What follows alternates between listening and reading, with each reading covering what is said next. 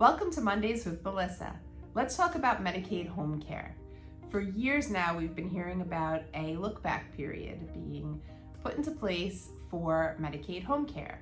We all know there's a 5-year look-back for nursing home Medicaid in New York State, but we've never had a look-back for home care or community Medicaid. So we've always been able to help our clients with asset transfers and applying for home care or community Medicaid immediately. But now we're talking about a 30-month look back for Medicaid home care. And that is gonna put a big kink in the works when it comes to your planning. So as we know right now, they couldn't start this 30-month look back because of COVID, because we were in a public health emergency, because it was supposed to start a couple of years ago. So now what we're looking at is potentially mid-2024, but more likely 2025 for this look back to start, which means you still have plenty of time to do some planning.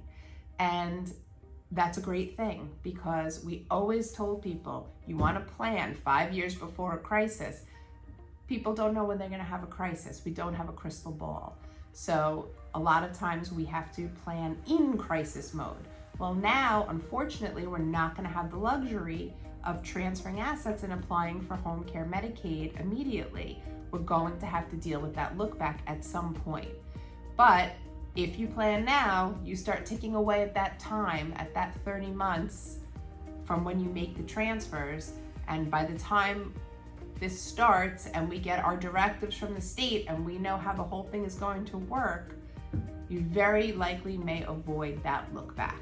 So if you or your loved one is thinking about Medicaid, home care, what am I gonna do down the road if I need help at home? It's a really, really good idea to do it now and not put it on the back burner, because we're staring down this look back, and while I hope that maybe it's going to change, it looks like we're going to be dealing with it down the road.